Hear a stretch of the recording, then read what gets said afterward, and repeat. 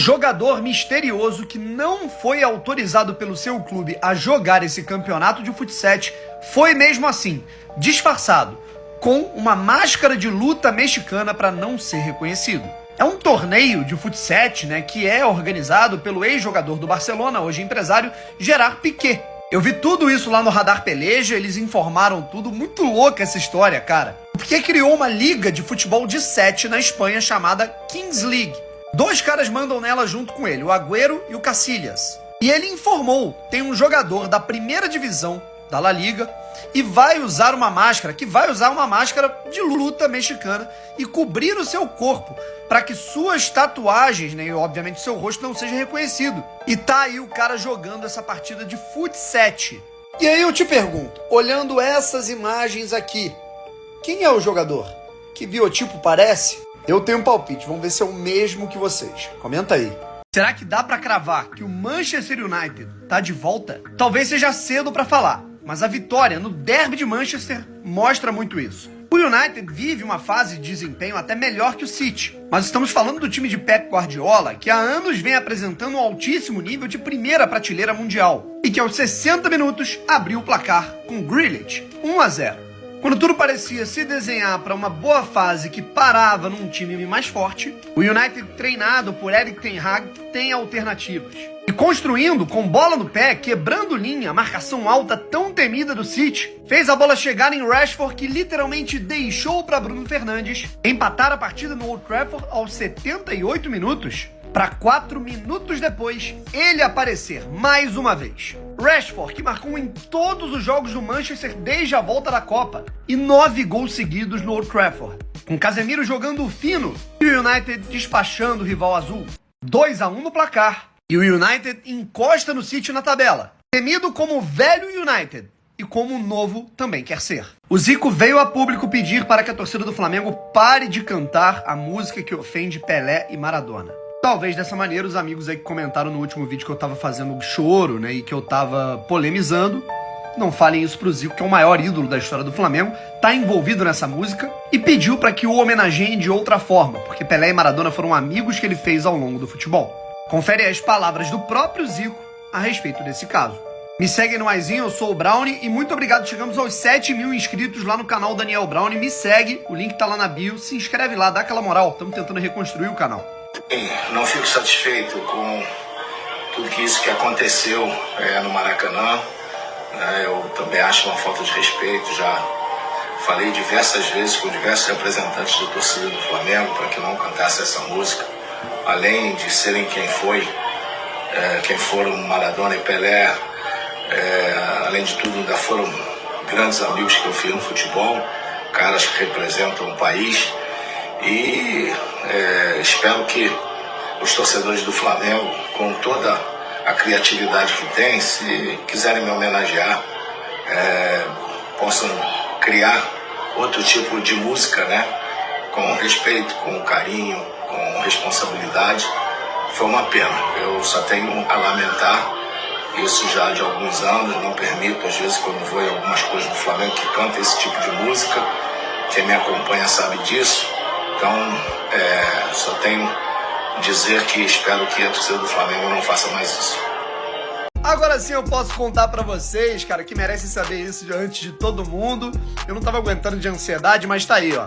Tô aqui na equipe da Cazé TV. Vou participar da equipe de transmissão e de apresentação, de comentários, de todo o trabalho de cobertura do Campeonato Carioca na mesma emissora que transmitiu a Copa do Mundo. Eu já tive um orgulho enorme de fazer parte dessa equipe que cobriu a Copa, comentei jogos no FIFA Plus, que tem uma parceria com o Cazé, inclusive eles vão transmitir o Mundial de Clubes também. Tive a honra de apresentar lives, programas, vídeos, fazer ali a reportagem de algumas situações. E agora estamos aí para comentar os jogos do Botafogo e fazer alguns trabalhos. Já fiz inclusive algumas gravações de conteúdos lá no estádio Newton Santos, no Campeonato Carioca. Lembrando que a Cazé TV vai passar todos os jogos de Botafogo e Vasco como mandante. E eu tô muito ansioso para contar toda essa história para vocês. Me acompanhem por lá e sigam a Cazé TV em todas as redes sociais. Valeu? Tamo junto! Terceira fase da Copinha toda definida, já temos todos os classificados da segunda para a terceira fase e vamos conferir aqui os resultados de ontem, dessa última sexta-feira. Eu sou o Brown e me segue aqui no Maisinho para ter conteúdo de futebol todo dia aqui no meu perfil. O Ituano bateu o Charajá Brasil por 2-1 e avançou. O Atlético Mineiro venceu por 3-0 no Nova Iguaçu, que deu uma paçocada ali na pequena área, eu tava vendo o jogo bizarro. O Bahia eliminou o Santo André 2-1. Teve o Ibrachina eliminando o Vasco, que estava vencendo por 3-0. O Ibrachina buscou e ganhou nos pênaltis. Teve confusão e tudo no final. O Hercílio Luz, daquele golaço do meio-campo, bateu o Botafogo da Paraíba 2-0. O Remo bateu o Nacional por 1-0. O Nacional foi aquele clube que teve a Supercopa Desimpedidos, enfim. O América Mineiro bateu por 3-0. O CSP, o Desportivo bateu o Rio Claro por 1-0, que tá 0-0, né? O Santos teve sufoco, mas venceu o São Bernardo Esporte Clube por 2-1. Vila Nova foi eliminado pelo Água Santa 2-0. O 15 foi eliminado pelo Fortaleza 2-0. 2-0 também pro Botafogo, que passou certo sufoco ali, perdendo um pênalti, mas conseguiu vencer o Lemense. 5-0 Bragantino pra cima do São Carlos. Ainda tivemos por aqui o SKA Brasil venceu 1-0 o Oeste. O Inter bateu por 4-2 a equipe do Aster Brasil e com sufoco o São Paulo bateu o bom time do Retrô por 1-0. Teve confusão inclusive no final, uma pancadaria, né? Na verdade uma pancada ali, uma expulsão na entrada forte. E aqui estão os confrontos: Chapecoense e Mirassol. O Palmeiras enfrenta Juazeirense. O Avaí pega o Floresta, Atlético Paranaense e Grêmio, Cuiabá e Cruzeiro, Sport e Corinthians, Goiás e Fluminense, que estão jogando nesse momento, inclusive. Novo Horizontino e Coritiba, São Paulo e América, Botafogo e Red Bull Bragantino. O Ituano vai pegar o Desportivo Brasil, o SKA enfrenta o Inter, Santos enfrenta o Bahia, teremos também Atlético Mineiro e Água Santa, o Ibrachina pega o Hercílio Luz e o Remo enfrenta o Fortaleza. Galera, depois do Guga dizer que o Diniz era top 3 treinadores do mundo, outro ex-atleticano, o Keno, rasgou elogios ao técnico Fernando Diniz do Fluminense. O trabalho do Diniz é mais interessante que o do Sampaoli. Falou que os dois tinham similaridades, com a pressão da bola, né? Você tentar atacar o tempo todo, mas o trabalho do Diniz é mais especial, que ele fala que ele nunca teve uma pré-temporada nesse nível, nesse sentido, em termos físicos, de desgaste, de intensidade para aguentar o tranco das partidas, e também no aspecto do trabalho tático, técnico. E aí muita gente debocha, fala, pelo amor de Deus, não sei o que, mas cara, já parou para pensar a quantidade de jogadores que já falaram de maneira enfática desse jeito aí do Diniz? Teve jogador que já falou que ele era o melhor técnico do Brasil, que é o caso do Daniel Alves, né? Teve gente que colocou em top 3 do mundo, né? Todo mundo que trabalha com o Diniz, apesar de ele não ter um título ainda para consagrá-lo, o elogia absurdamente. E aí, o que você pensa disso? Coincidência? O Vini Júnior postou uma foto com o Cristiano Ronaldo, né, cara? Tá aí, o CR7, eu não sei nem que ocasião é essa, né? O Cristiano Ronaldo com a camisa do Al Nassr da Arábia Saudita, o Vini Júnior com a camisa do Real Madrid. Mas o que eu acho muito bacana, né, cara, é que o Vini Júnior publicou essa imagem e postou duas imagens, inclusive. O Rodrigo foi outro, né, que fez uma publicação com o Cristiano Ronaldo, batendo a foto com o ídolo. Ainda botou aqui, ó, conhecendo o meu grande ídolo, né? O Rodrigo tem o Cristiano Ronaldo como seu grande ídolo no futebol. E o Vini Júnior, além de publicar essa imagem aqui, postou essa, se você arrastar para o lado na rede social dele, publicou essa foto lá de 2017, né, quando o Vini Júnior tava para se transferir para o Real Madrid, ele que chegou ao Real em 2018, encontrou com o Gajo, tirou uma foto com ele. 5 anos depois, Vini Júnior pegou todo o legado do CR7, construiu uma dupla com Benzema e foi campeão da Liga dos Campeões, marcando o gol do título na final contra o Liverpool. E ainda postou o emoji de Gold, hein? Melhor da história. Olha, eu vou te falar, gostei dessa movimentação aqui do Internacional, hein? Tudo bem que o Kehler tá agarrando muito bem, mas o John é um novo goleiro do Inter, tá? Para ser apresentado. John Vitor, goleiro do Santos, vinha perder espaço, naturalmente, né? Já que o João Paulo por lá, né, tá agarrando um absurdo, é o goleiro titular. O John foi titular durante uma Libertadores da América pelo Santos, naquele vice-campeonato. Muito se fala que ele falhou naquele gol do Palmeiras, eu discordo completamente, mas enfim, achei um bom goleiro. Inclusive, o Botafogo tentou contratá-lo antes de pegar o Lucas Perry, lamentei que o Botafogo não pegou, e o Inter tá contratando esse jogador. Eu, honestamente, acho que o John é um ótimo goleiro e, consequência, numa outra equipe, com outro trabalho, novo ambiente, eu acho que ele pode render muito bem. Aí eu queria saber duas coisas. Primeiro, torcedor do Inter, o que você achou dessa contratação? Já colocaria o John como titular imediatamente? E torcedor do Santos, faz falta o John? Agora que o Vladimir voltou, né? Vai ser o reserva de novo. E aí, o que você pensa disso? Comenta aí. E o goleiro Hugo, que não vai mais jogar no Vissel Kobe do Japão, por decisão dele. Informação do jornalista Vene Casagrande. Hugo não deve ser mais vendido para o Vissel Kobe. O rubro-negro topou a oferta do clube japonês, por $1.300.000, por 50% dos direitos do goleiro, mas o jogador repensou a ida ao Japão por conta de assuntos familiares, voltou atrás na decisão e, por enquanto, segue no Flamengo. E aí, rapaziada, qual a opinião de vocês sobre isso? Comenta aí. Cara, o que tá acontecendo com o Liverpool? Sacolada pro Brighton.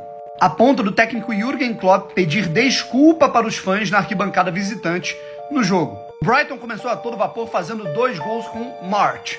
O Welbeck marcou o terceiro e fechou a conta, num jogo em que o Liverpool mal viu a cor da bola em comparação com aquilo que ele pode apresentar o atual finalista da Champions. E é importante destacar também a qualidade desse time do Brighton. E é importante destacar esse Brighton aqui, cara, com opções boas, baratas, uma captação de mercado muito inteligente, muito criativa, pegando vários jogadores de centros diferentes do futebol e fazendo esse Brighton, com um investimento muito menor que os gigantes, ficar ali na parte de cima da tabela da Premier League, a competição nacional mais importante e mais difícil do planeta. Em contrapartida, o Liverpool segue ladeira abaixo, as coisas não estão dando certo, tá tudo dando errado. Com jogadores de altíssima qualidade e um dos melhores treinadores do mundo, que também parece não saber o que está acontecendo. 8ª posição para o Liverpool e desculpas de Klopp à torcida. Alguns indicados ao Prêmio Puskás de 2022. Bom, não vou colocar todos os gols aqui, nem as imagens, os vídeos por conta dos direitos autorais, mas vamos pro que eu achei os mais bonitos, o do Payet pelo Olympique de Marseille.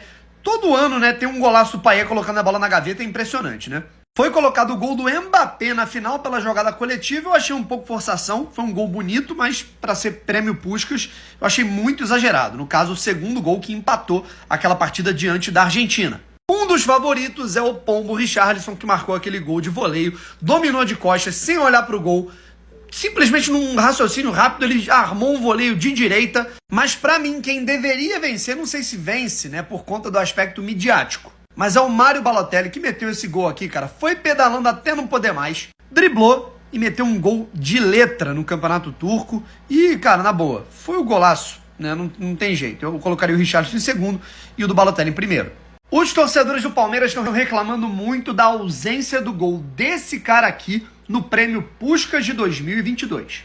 Campeonato Brasileiro contra o Fluminense no Maracanã, segundo turno, o jogo tava 0-0, cruzamento do Dudu, que também fez uma jogada muito bonita, e uma bicicleta, cara, se eu não me engano ele tava fora da área, cara, absurda, antológica, pra acertar aquele chute ali, meu amigo, muito difícil, o próprio Rony já errou várias vezes, e marcou um gol sensacional naquela partida que terminou 1-1 entre Palmeiras e Fluminense no Maracanã.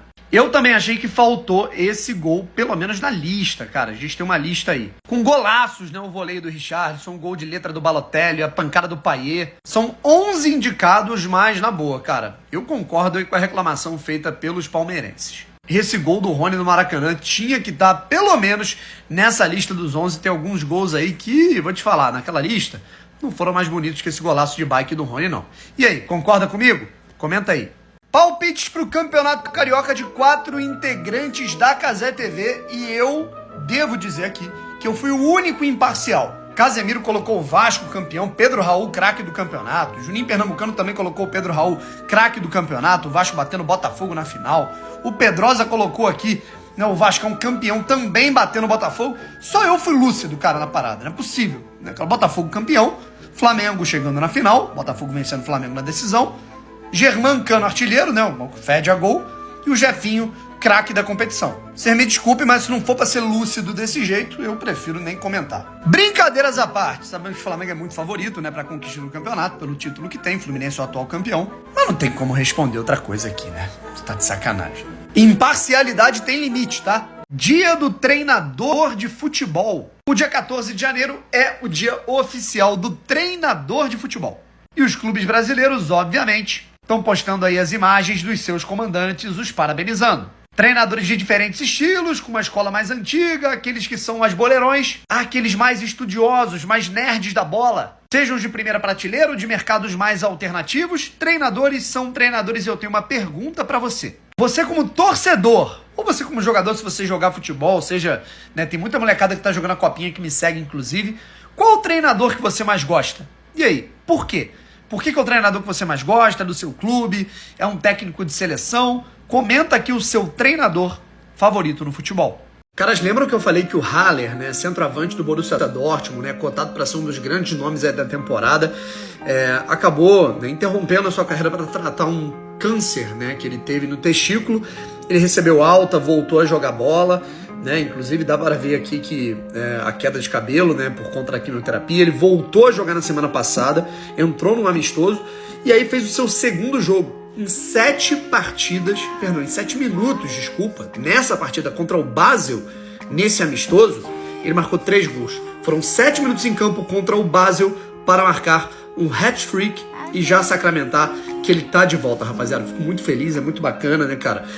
Quando eu vi isso tudo, eu lamentei, obviamente, pelo aspecto que é muito delicado do câncer e também sabendo da qualidade dele, né, de que tem potencial para ser um dos principais centroavantes aí do mundo, e já demonstra que tá de volta, que tá voltando e que vai desandar, marcar gols. E aí, gostou dessa notícia? Comenta aí. Começou o Campeonato Carioca, rapaziada, com o Vasco empatando 100 gols com o Madureira. Partida que você viu ao vivo e com imagens na Cazé TV, tá aí a foto batida pelo meu grande amigo Lucas Pedrosa, que foi repórter dessa partida, cobrindo o Vasco. Viu a torcida do Vasco da Gama fazer show, né, cara? Colocar ali o bandeirão da Força Jovem e, obviamente, prestar a sua homenagem a Roberto Dinamite, primeiro jogo do Vasco desde o falecimento do maior ídolo da história do clube. Mas em campo, uma partida truncada, né, um time ainda muito nervoso, muitos jogadores ali que ainda não tinham estreado como jogadores do Vasco, né, até profissionalmente. No segundo tempo, o Vasco chegou mais, inclusive teve trabalho ali, o goleiro Dida do Madureira, que na minha opinião foi o destaque da partida. E o jogo terminou 0-0. Em contrapartida, o Fluminense foi lá e ganhou, jogou contra o Resende em Volta Redonda. A gente pensou que o gol tinha sido do Cano, mas na verdade foi contra do jogador do Resende. E para completar, Alan fez o gol de pênalti que sacramentou a vitória do Flu. O Campeonato Carioca começou, neste domingo teremos Flamengo e Portuguesa, Botafogo e Audax. E aí, como é que vão ficar esses jogos? Declaração curiosa do Endrick após o apito final da estreia do Palmeiras, que terminou em 0-0 com o São Bento. Foi sincero, né, e disse o seguinte: preciso entregar mais, acho que não fui bem. E assim, eu assisti boa parte da partida e eu discordo do Endrick, tá?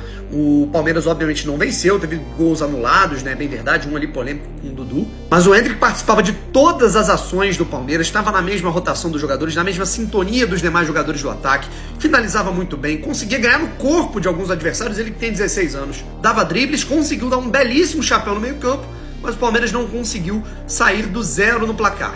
Claro que ele queria ter feito o gol, que ele queria ter feito o Palmeiras vencer a partida, mas eu também acho que o Endrick também não tem que ficar se pressionando tanto, sabe, nesse começo de trajetória dele profissional. Ele que tem 16 anos, acho que o apelo midiático também pode estar, enfim, cara, fazendo que ele se pressione. Acho que ele tem que fazer o dele, tranquilo, e as coisas vão fluir naturalmente. Mas e aí, o que você acha? Comenta aí.